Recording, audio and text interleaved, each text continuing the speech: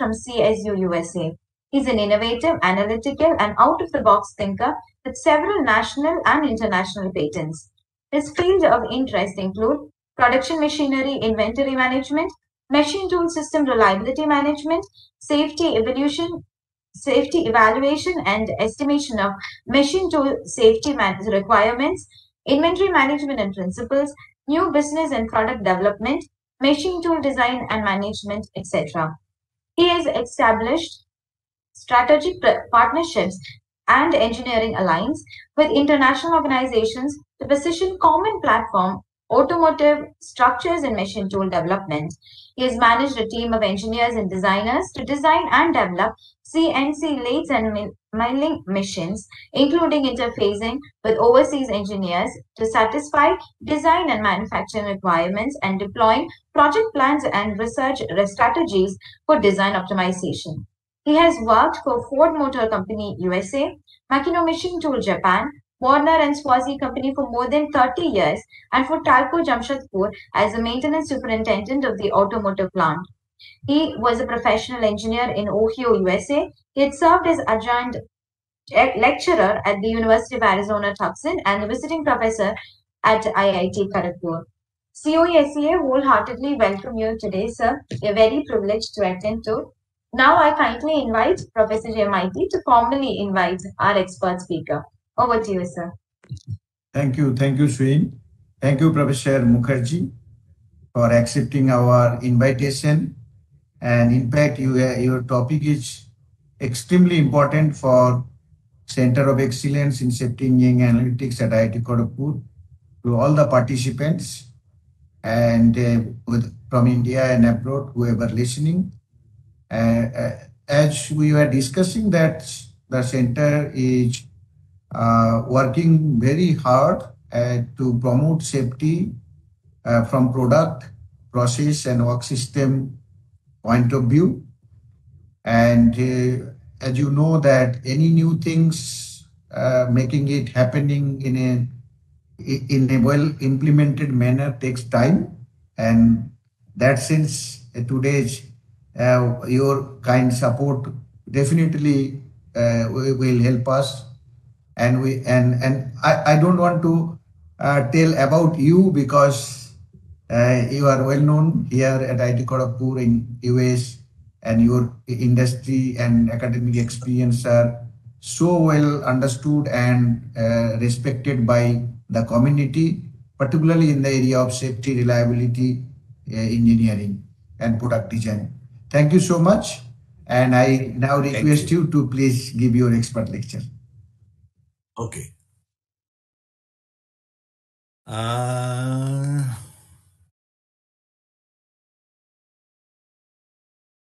Okay, Sharon, what do you do next? Should I bring my... Yes, sir. Yes, sir. You can share the screen now. So should I bring my file? No, yes, you just have to click on the share button at the bottom. Hold on. Yes, sir. Hold on. Share button. Okay. And then click on screen. Here you go. Yes, sir. Student is teaching me. Good. And just click on hide, sir. Click on hide. And then you can just open that PPT. Yes, sir. And slideshow. Okay. Yes. So I have to forward the page, or you're going to do it for me? No, sir. You just have to click on the page down. Okay. So page down. Yes, yes. Okay. Yes. Okay. Good morning and good evening to all of you. And thanks again for all of your participations. And let me share my experience, what I have gathered over a long time. You're talking to an old guy. And so I will go forward with that. And then I think I was told that I will first finish my presentation, and then we'll have some time left for you to discuss or send your questions to the team. And then I will try to answer as best as I could.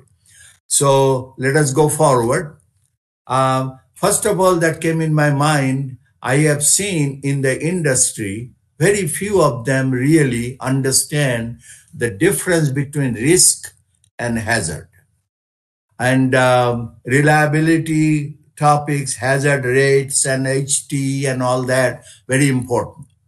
So I said is used interchangeably and very loosely. See, safety becomes important when somebody dies. And then we all start our thing, and then we try to make sure it doesn't happen again and all that. But OSHA has a very clear hazard definition, and they have identified the hazard is not the risk and risk is not the hazard. So they said primary cause of adverse health effects, injury or harm for a person or group of persons. That's the cause is the hazard. So when we walk on a pavement is weight, and we fall down, that weight pavement is the hazard. And when it causes harm to us, that is the effect of that hazard.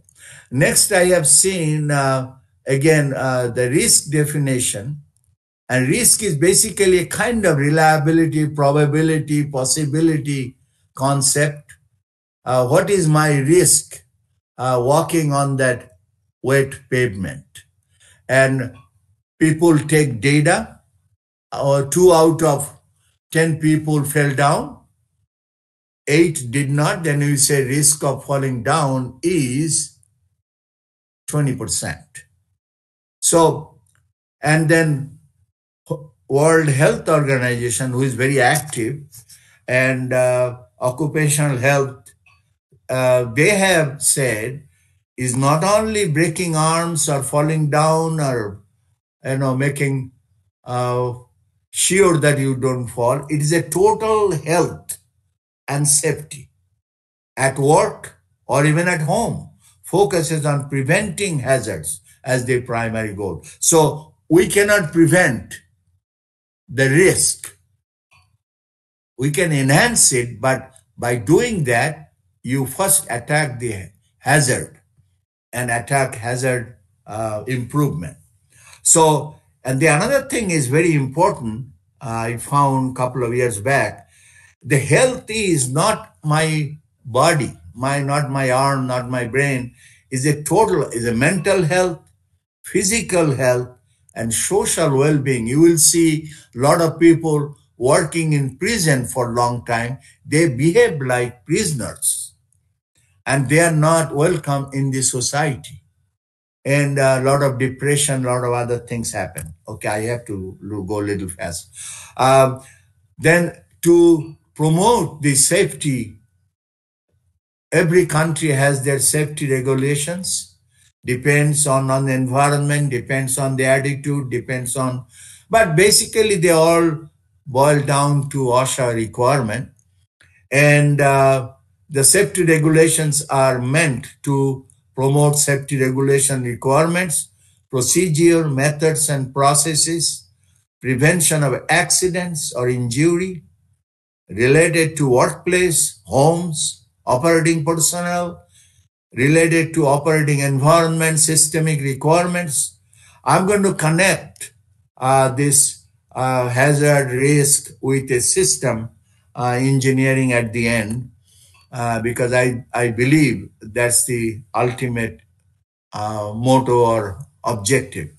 Occupational or OSHA, there are described 5 categories of occupational hazard due to occupation, due to my working for machine, working in your building, working in front of computer, etc., etc.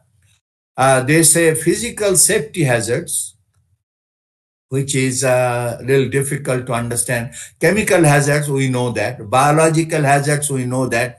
Like when you are working in a machine, the coolant has a biological entity that might interfere with your skin, and you will see many times the skin rash will show up and it will never go away because it gets into the blood.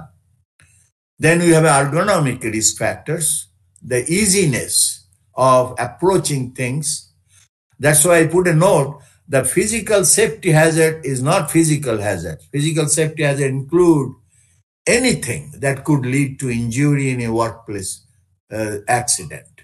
So let's go forward. Machine tool hazards are a little different, and particularly like in Professor Krishna knows, in the steel industry has their own hazards and risk and all that safety equipments and everything, quite different than a machine tool or productive machinery.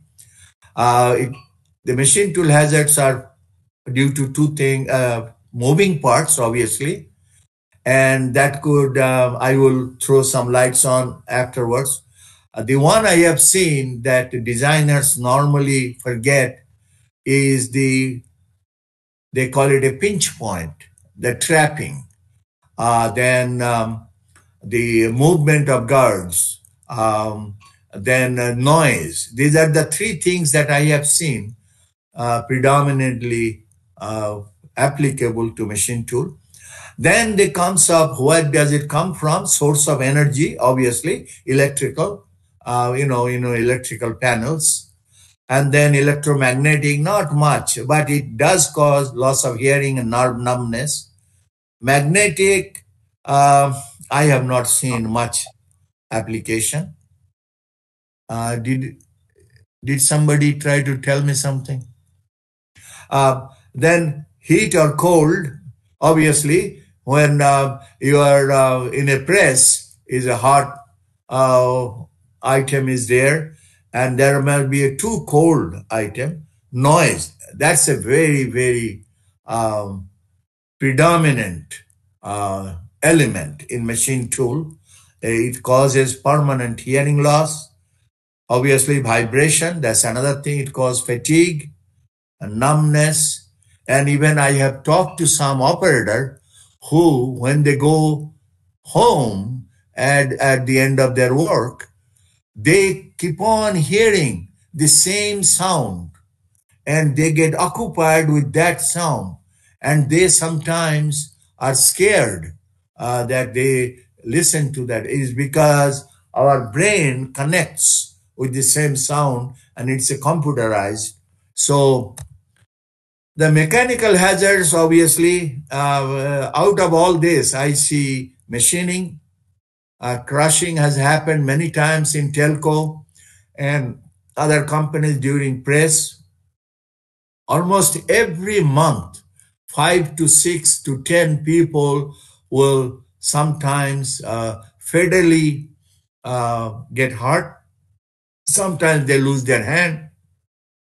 Then entanglement is another very common thing where ladies here get caught in the spindle of a machine or a door. They cannot take it out, especially milling machines. They don't have proper guards and mechanical milling machines. And then it has happened many times. Anybody with a long hair or no gloves, long sleeves, they get thing. Friction or abrasion also is an hazard. Coolant on the floor, machinery guard is not properly cleaned, so that can happen due to low or high friction. Now, this is most important for the management and all of the participants, why we promote safety, why it is important to all of our lives. First of all, for management's sake, it enhances attitude, duty of a management, and morality of management. Some people, they don't care. I say, well, it's not my life, so let them manage their own life, which is not right. Then if you have a safe place, it promotes productivity and efficiency among working personnel, even in office. If the environment is clean, if environment is safe, and hazards are not there, then you tend to work more. Then motivation for operators, it motivates operators to go and work for a day and produce more. It reduces downtime and unplanned activities. Legal compliance, that's an social legal compliance you have to follow. And so government, safety authority, they really force you to behave properly in a competitive or work environment. Competitive brand image in marketplace. Product quality, I think this is very important. If you are not happy working with a machine or in an environment, you tend to skip some of the procedures, and that tends to be a quality issue for many. If you look at it, inspectors, if they're doing same thing again and again and again with the same machine, same environment, same item, product, if the environment or safe environment is not provided to them, then they feel uneasy and they tend to let the thing pass, not checking properly. Loss prevention. And the last one, which very important to the company and the management, it does reduce cost. If you lose a good worker, you lose a lot of money and profit enhancement. So when you reduce your cost, profit, and when you keep the machine and production environment safe in a workplace, machine has a tendency to last longer and they behave properly. There is no unplanned activity. So that's why they do preventive maintenance and all that. But you will never hear a thing called preventive safety maintenance. There is nothing called quote unquote safety maintenance. Does the door close properly? Is it too hot? Does electrical, maintenance is maintained, is done? Let's go forward. This is okay. You all of you know this. There are ANSI, there are American national standards and British standards, and obviously India has their own standards. I don't know much, so I didn't mention it.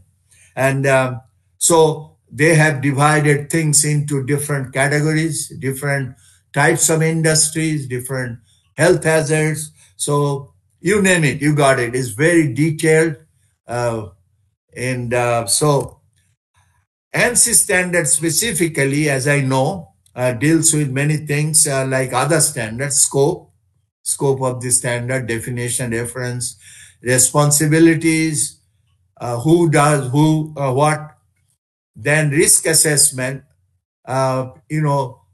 Any hazard has higher risk than the another hazard that has a lower risk. They identify it, and then they risk measure, the measurement of the risk, and probability assessment, which are kind of same thing. And then at the end, which is most important to all of us, how do you reduce the risk? Procedures for risk reduction. And that one has been added recently, maybe 4, 5, 10 years back, is requirements for risk reduction measures. The requirement, like in system engineering, we know everything starts with the requirements. So you have to create a design with a safety requirement. So when in a steel industry, when you design a ladle for carrying this molten steel, we worry about rope strength, we worry about temperature, we worry about the ladle thickness, weight, this, that, but hardly we create a design with the requirements that it has to be so safe. That maybe because I have found it's very hard to quantify the requirement, what it is.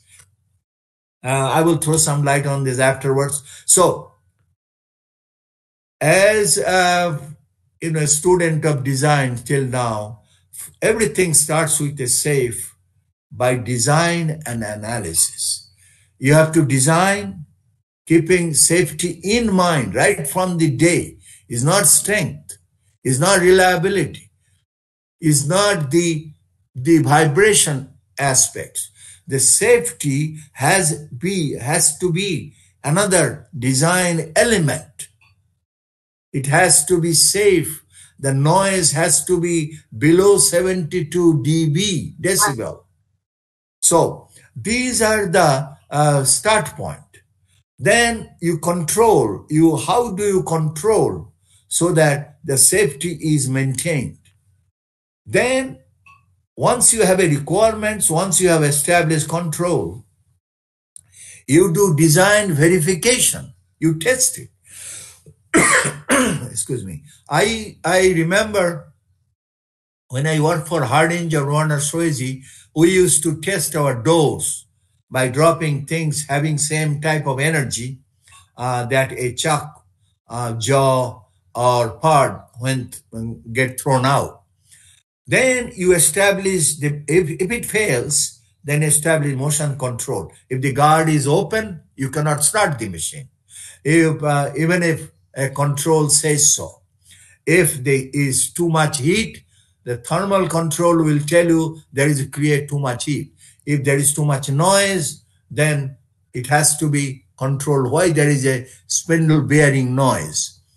And then at the end, administrative and management control, safety promotions. You have seen in any industry, they say safety and quality and all this.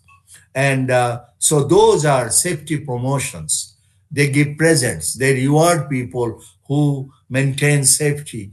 In Japan, I have seen for 3-4 years in Toyota plants, they clean their machine first 10 minutes. They clean their machine first 20 minutes, and then only they are allowed to leave their workplace. It's an excellent duty that every person religiously follow. What a discipline I have seen. How people think that somebody is waiting in their home for them to return and hug them and take care of them. That's the feeling we have to put in the worker's mind. Forget about everything. You have to be safe. You have to return to your family people the way you left them this morning. And then talk about design, analysis, and trends. First of all, you have to have if you have to test and analyze, you have to have a metrics for safety. You have to know what you're looking for. That's I call metrics for safety. And then was MIT and other system engineering, Nikon, they know that every requirement has to have a metric. And then probability assessment, what is the chance of this happening? Risk benefit. If I reduce the risk, does my benefit go up? If I enhance, if I make more risky design, do I make more profit? Do I sell more profit? Do I have a brand acceptance that way? Then you test and assess the safety aspects of that design. And then obviously verify and confirm. And then you document. Then, just to loosely talk, controls, you have to establish control for machine guards, like other production equipment, fixed guard, movable guard, guards and shields are not same, cutouts and openings to let the sound go, heat go, and that creates, the problem in operators' mind and brain. So administrative and management control, I think where most of the industry lack.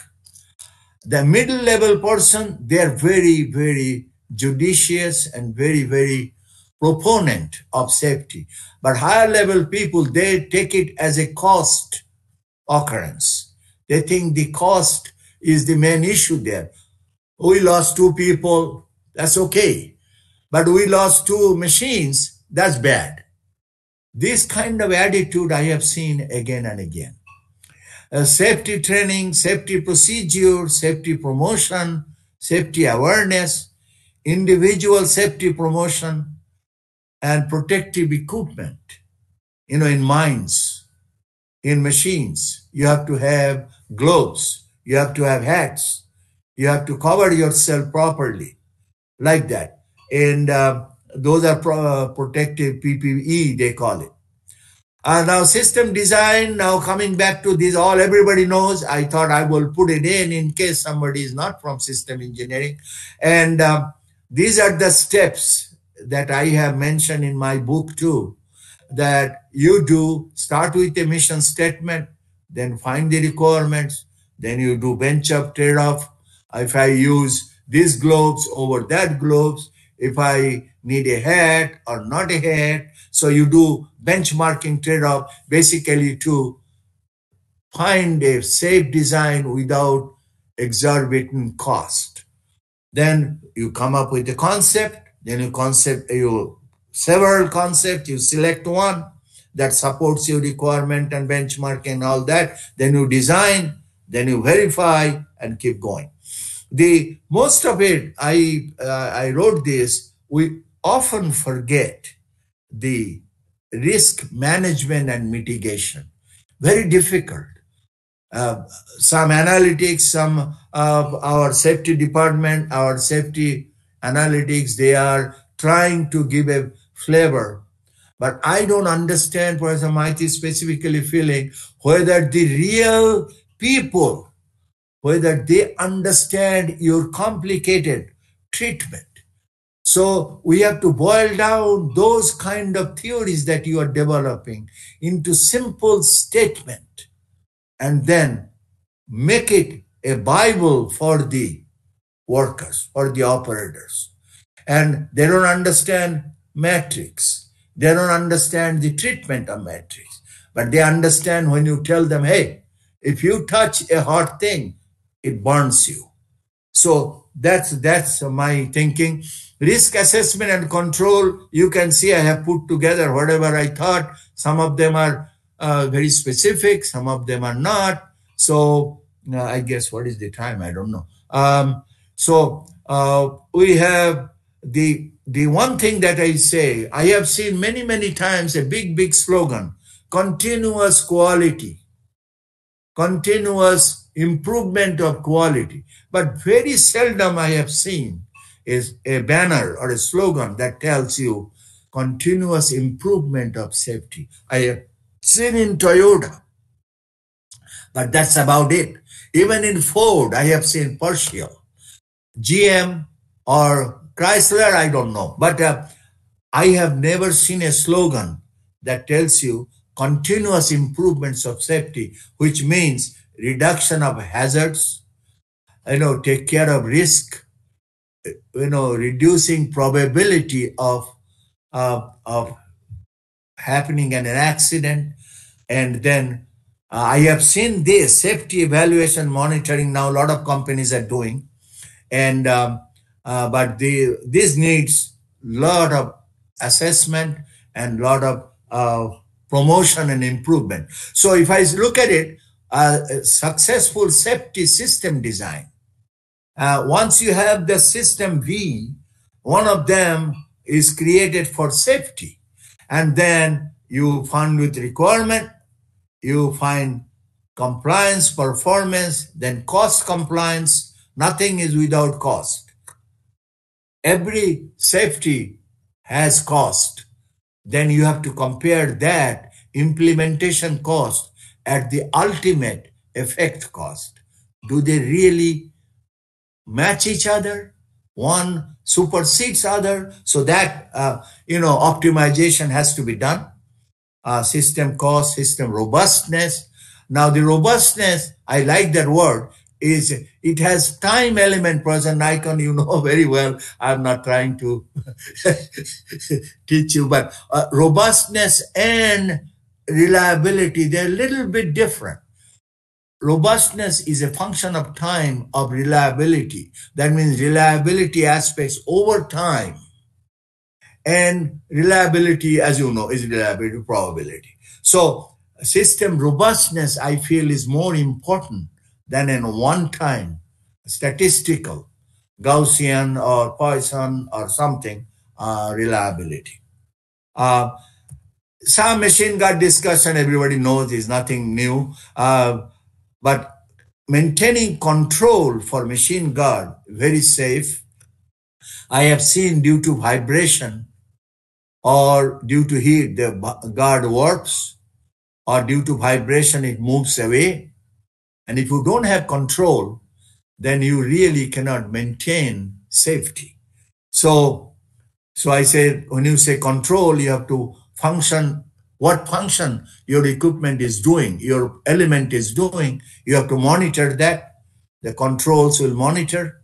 Safety function evaluations, performance control, then the variability, a switch, how variable their behavior is, how reliable they are to monitor and maintain safety.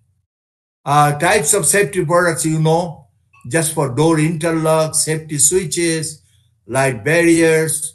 I know for mining equipments, was an icon project. Might you guys have done extensive work. And I know there are many others. I have not mentioned it. These are all used for machine tool safety. In press, they have 2-hand switches. You have to press the switches with 2 hands so that you make sure your hands are not in the path of the dies. Then rubber bumpers in machine tools so they don't collide and create a problem. Hope everybody's with me. I cannot hear you. I cannot listen. I don't see you. But machine safety enhancements for operators. And these are the things I have always promoted. First of all, do not operate a machine without reading manuals. And manuals, when you buy a machine from Japan, most of it in Japanese or English. No, you have to convert to a local language. And you have to force the operators and their supervisors to read them, understand them, and implement them. Then follow safety instruction, which is normally written on machine guards and everything. Use personal protection equipment. And then time to time, you force the people to go for training. What safety means. Maybe IIT can bring those down-to-earth operators. Show them the mining equipment, safety equipment. Show them how computers help them. Show them how they program. Then visibility. Visibility for machines, that they can see everything. Then emergency stops, their location, etc., etc. And then whether those control mechanisms are in place. See, everybody talks about spindle bearing maintenance, but how many people say or take care of door switches or foot switches? And then if you make the people understand. Pardon? Pardon? Anybody trying to tell something? Okay. Please unmute all the participants except the speaker. Okay. So I was talking about the understand and cause of health hazard. There is a disconnect that I have seen over so many years. A manager understands the safety, but he has not relayed those messages to the bottommost worker who is running the machine. You have to sprinkle down all the cause, understand the health issues, why you are doing it, how to do it, the process, the methods, things like that. That's the responsibility that I find there is a disconnect. And the managers are very smart, but I may be an operator. I only know how to run a lathe. And I run a lathe, but what causes smooth run or safe run, I might lack that knowledge. That is the objective of management, to train them properly. And machine safety guidelines, the operator has to understand, and everybody in the management understand, there is no shortcut. The operators normally, they don't use jigs and fixtures. They put it on a hand. No repair and maintenance. They never say, well, if spindle is not running, they write a report. But if door switch is not running, they put a rope to it. I have seen in maintenance in this country, in Japan and here. But in Japan, immediately they will stop the line. And there somebody comes, take care of the door switch, and then only it will run. The guards must not be tampered, do not bypass safety rules, understand the risk of operating the machine, and follow maintenance schedule. Safety maintenance, not machine tool maintenance. So as a part of total machine tool maintenance. Well, I am almost done. I think now it is, I don't know what is the time there, but should I visit some more slides and discuss more? I was more worried about maintaining the time. You can take another 15 minutes. Dr. Okay, great. You can take another 15 minutes. Okay, fine. One thing I have seen, and in telco, if I remember right, it has been a while, that people bypass the normal procedure. Either, most of the workers, they have to produce 100 parts in a day. So what they do, they have some work to do somewhere else, or so what they do, instead of following the lifting procedure, the removal procedure, they do it by hand. And in that process, when the part is very heavy, obviously they miss one or two, and the part falls on their feet or on the arm, and they get hurt. So one thing that we should make them understand, and I not that I understood safety principles then, 60 years back or 50 years back, but now I realize the problem is we never train them. That this, normally a human being on a fatigue level basis, if the part more than 8 to 10 pounds and you have to produce 100 parts in 8 hours, it becomes fatigue, and then you lose your strength, you lose your concentration. And so they take that quick path. And then the another thing that I have seen, as I mentioned in my last slide, that repair or maintenance, you go and check it for my, I don't know, they might have changed. Maintenance, when they write the maintenance tickets, is always, the element maintenance. That means a spindle not working, slide is not working, slide is not going back proper place, then electrical relay is not working. So, but hardly, even in Ford, I have seen where they write a ticket telling machine creating too much noise. Machine is vibrating occasionally. And so the repair or maintenance log also has to include the safety deferrals or safety variations. And then what I have seen they do, opening the door and all this takes time, and closing the door. It takes about maybe 10 seconds to open and then 10 seconds to close. This 20 second, the operator, they have something else in their mind. They don't want to lose. So what they do, they open the door permanently and keep it open. And in the door switch, they put a little um, the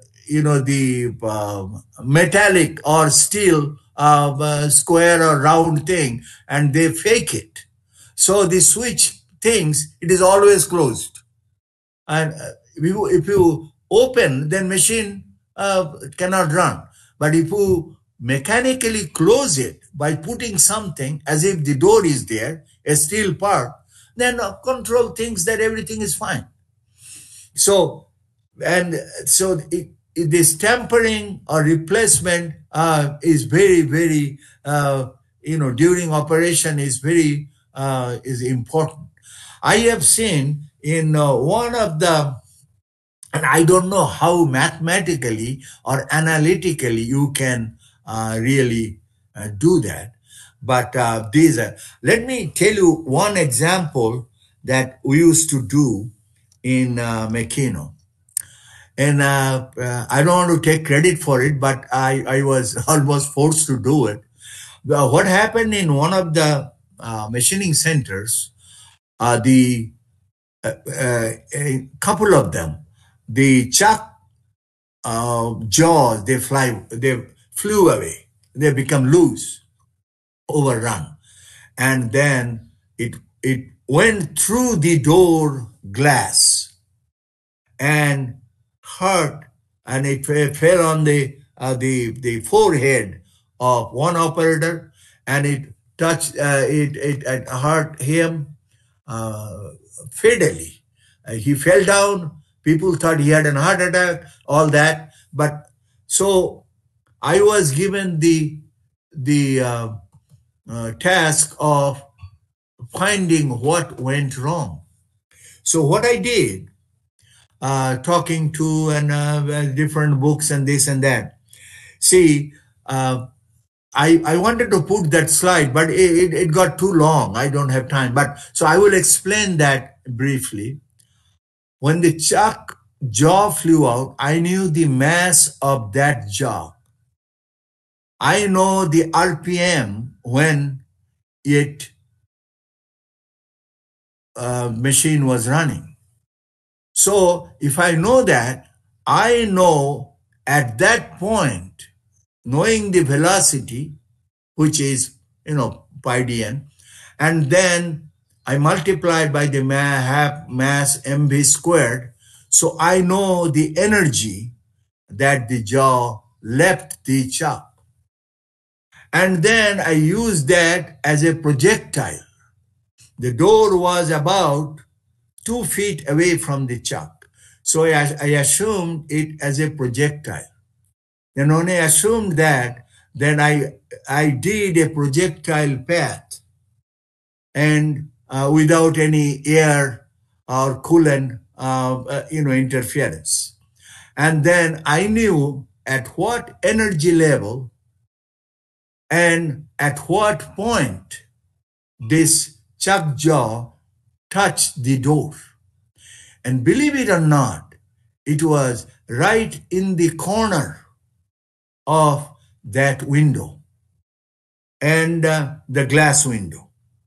And then the broken glass pieces, along with the chuck jaw, which did not still lose all its energy, is still there, they all fell down on the forehead of the operator. And the operator was very short. If he was a tall operator, then it would have touched somewhere else. But Japanese operator are very short, and so then from that energy, I knew that half mv square at the touch point, and then I calculated the impact mass time velocity just before and just after by knowing the deformation of the door. Door was deformed also along with the breakage of the glass. So I knew that energy was absorbed by the door, and that was not good enough to capture all the energy. So then what I did, that half mv square at the touch point, which is equal to mgh, a potential energy. Then I put the door on the touch points, and then about a 10 pound of steel ingot, and I dropped it about from a 70, if I remember right, 78 feet high, which was the energy. And I did a confirmation testing that the new design and the old design I compared. And what we did, instead of a big glass window, we, as you might see in the new machines, we broke it into 8 small pieces, about 6 by 6 glass. And in between there was a window. I don't know whether I'm really relaying everything clearly, but I'm just telling what I did. And it stopped. Now you will see almost all the machineries, they have that type of design. So, but we could not put it in form of paper or this or that because company doesn't allow that. So that's how we saved that situation. And it was not free. I got $200 and an award. So I was very happy about that when I was that young. So another thing that I have found is very important.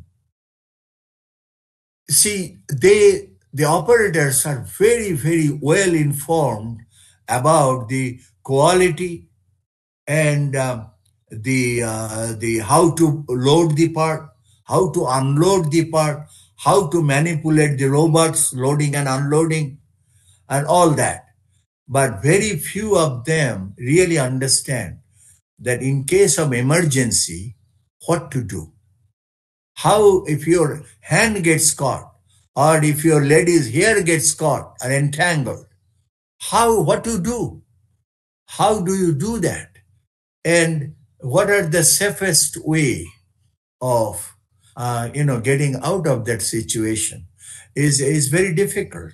And because that time is like those kind of emergency operation is a blow to our brain. And what I have found out that our brain, when they get shocked, they stop operating in a normal way because the brain computer doesn't have the process or methods to deal with that emergency. So what we have to do, we have to teach, we have to train, we have to, create that situation and show everybody or operators what could happen if you don't follow the safety procedure, safety, training policies. So these are the things, I guess, we have to be very, very careful about. And I have seen recently many professors, they are trying to, put all this together in an analytical situation. And that's a very good, because then using those methods, you can, prove or unprove a design.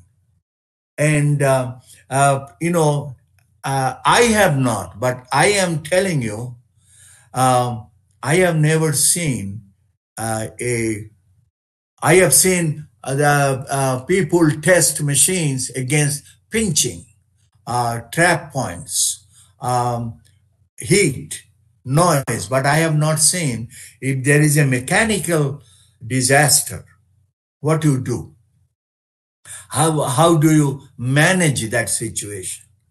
So I guess I'm at the end of my last slide is my references and that I have given. Please, if you have time, IIT Library has a little book that I have written. Please go through some part of it. Give me comments. I have another book almost done.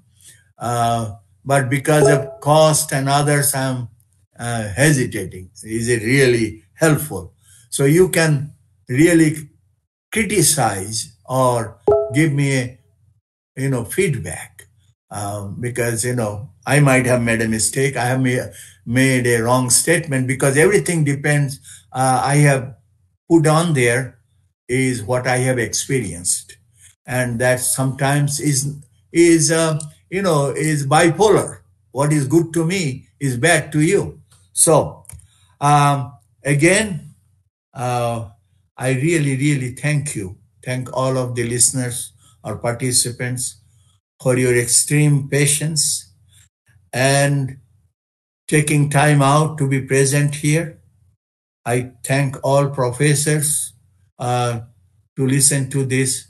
And I would like to do this again on a different type. Like one of my typical thing is, how do we connect reliability principles to enhance safety? I am slowly working on it. Old brain doesn't act properly quickly. So you have to push it. So again, thank you so much for your attention. I am done. Thank you, sir. Thank you, sir. Thank you, sir, for this informative and enlightening talk. Sir, we have received many queries in the chat box. So one by one, I am taking, sir. Yes, sir. So the first query is, sir, how can we use some analytical tool to improve machine safety? Okay.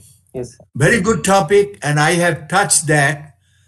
I have used simple mechanics or formulas to represent the chuck jaw failure, and design the door and the distance between a chuck jaw and the door so that the energy dissipation is much more uniform.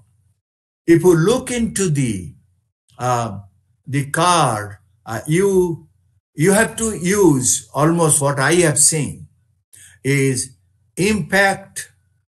The impact problem that I have found is, see, the impact has a time element.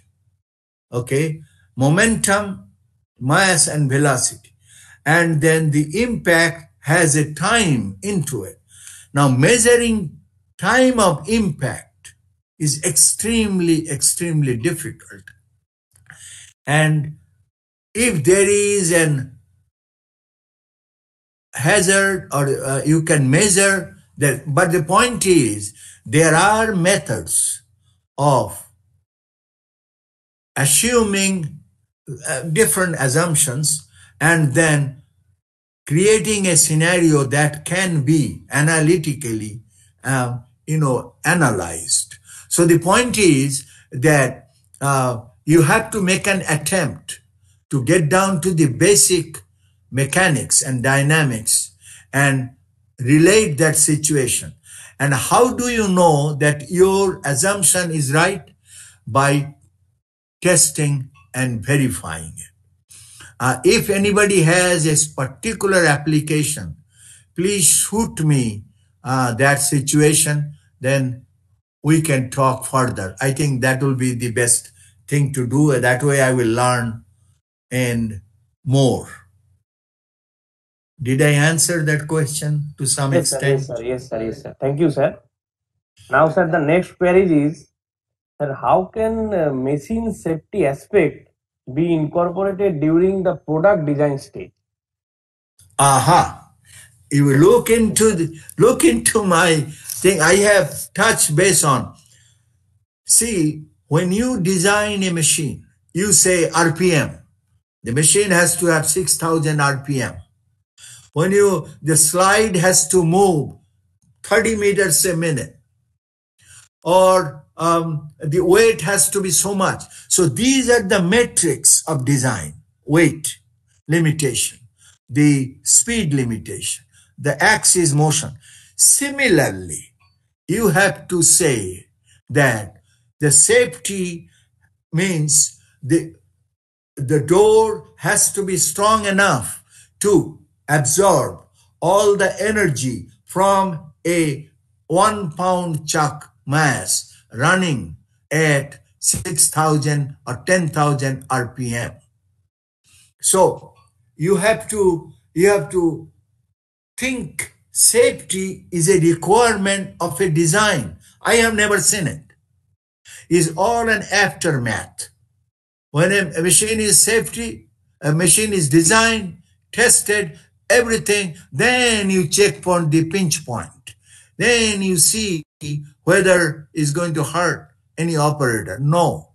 The support system, 3 feet, 4 feet, 6 feet system, whether that is good enough. The foot switches, the location, the operation time. So my point is that the safety requirement is a design requirement. It has to be tackled from day number one. A system safety system V has to be created. It has to be designed in this system. It is a part and parcel of the design, just like RPM, just like weight. So creating safe pinch point, there should not be a single pinch point in the machine. And there should not be so much noise in the system. The vibration fatigue aspects. Is that okay? Yes, sir. Yes, sir. Thank you, sir. Sir, the next query is, as you have told that when during the emergency situation, the situational awareness of a person get disturbed. So how to improve the situational awareness? Yes, sir. Is only by training and creating a test situation and showing the operators, see, if you don't do this, this is going to happen. How many times you have seen that? Nothing. You bring people to the class and you write y equal to mx plus c. You explain everything. How many times you have seen a practical demonstration of safety hazards? What happens? How much is the risk? What are the hazards? What are the elements of hazard? How to avoid it? By displaying the situation in the practical, in the classroom. This is what happens if you have a wet pavement. People do fall, get hurt. So you have to create a training policy. And then you have to pound this again and again and again and again at regular interval so that people understand, just like they cannot avoid food to get hungry. Similarly, when you are in a workplace, you cannot avoid safety precautions because you have been trained. See, our brain, as I find, is a slave to just like computer. The brain is a slave to the operations. You teach it, you show it, you hear it. And so same thing, if you create a lab where there are different levels of sound, different pitch, different amplitude, different levels, deafness, and you teach them. And you say, see, this noise is too much, 85 dB. If you hear, put some animals or something, and you will see over 8 hours of, exposing to that heat or sound or level, they will become, dumb. They cannot hear anything. So those kind of examples, when you create in a lab and try to quantify it and try to show them, they will learn. They're very smart. Is the failure of the management and other people that they don't tell this is important for you. Yes, sir. Thank you, sir. Thank you, sir. Thank you, sir, for all the explanation. Now I would like to invite Professor Obi Krishna to provide vote of thanks to our expert speaker. Over to you, sir. Thank you, Savik. Uh, thank you, Dr. Mukherjee, for putting all your experiences, all Thank these you. years' experiences into the form of this talk. You touched many things, very, very important thing, that the hazards of operations are not being seen by the designer at the drawing board. As a result, they are all pushed to the operations, maintenance. This is the problem across the world, because Yes. the knowledge is not given to the students at the university level. This is the research of NIOSH. This is one of the reasons why CoE-SEA is formed in IIT Kharagpur. One of the most important objective of this, Professor Maiti will definitely tell, to impart safety engineering knowledge to all the students at the university level. Safety engineering knowledge means nothing but understanding the hazard, risk, and putting the interventions in the different which come in the whole downstream operations. So that's one of the basic objective of the COE. You have indirectly supported the purpose of putting COE in IIT Kharagpur. Thank you very much. Professor Maiti, are you there? Yes, I am here. Can I inject something? Professor Krishna is very good. I would be very proud and feel very good if some of your students, I could help to create a laboratory, create an environment where you can bring people and show the hazards, the effect of hazards or risk, and then quantify them in the computer. That's a separate part. But creating a laboratory environment, like you have done a virtual lab, and those physical elements and their effects, I would be very happy if Professor Maiti or Professor Krishna, if you allow me to interact with them. Professor Thank Maiti, you. you want to comment anything? You can give final closing remarks. Definitely, it's real. Thank you, Professor Mukherjee. It's definitely our. We'll look for such opportunities, and if our students get benefited, at the same time, yes, we have virtual reality lab and making some physical prototype to show the safety problem, all those things. If we can make it, it will be wonderful. And the topic is very exciting. And yes, actually, this is what Professor Krishna is saying. Basically, the Center of Safety Engineering Analytics is here. One of the issues is prevention through design. Yes. Prevention through design means that safety should start even much before the operation, at the design stage, or even at the idea generation stage. Yes. And through the entire life cycle, what are the different hazards that may arise that has to be anticipated at the beginning, and appropriate interventions to be put during design. That is the primary purpose of our center. And then another primary purpose is the behavioral part and human error part. So that is also very important. So that way we have multiple domains or themes, one which the CoE-SEA is working. And Professor Mukherjee, I can tell you that it is Professor Krishna's huge experience, particularly the industry experience in Tata Steel and DuPont.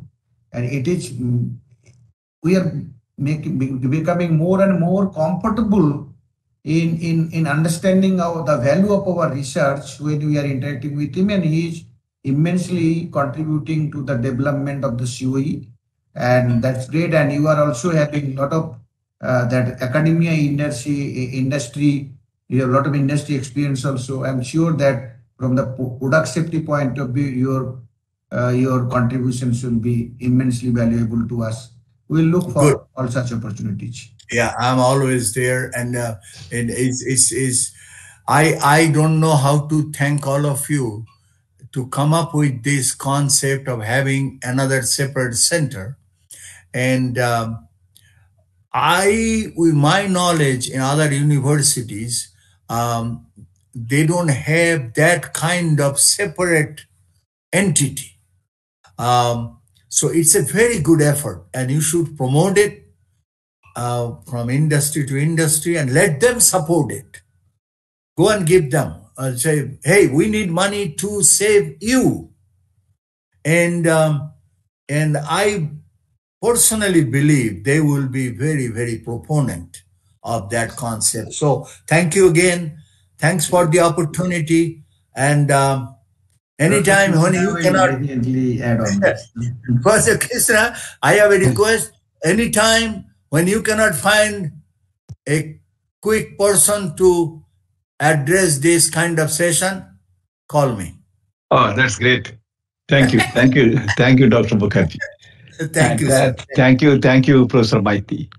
And thank you, participants, for your participation and putting good questions in the chat box. And to my moderators, Sveen, Souvik, thanks for the team. Thanks for the team. It was excellent. Good job. Yeah. Again, we'll see next week, Friday, 8 p.m. with one more expert speaker. Thank you, and good night to all of you. Have a good day. Good night. Good night. Thank you, sir. Thank you. Thank you. Thank you, sir.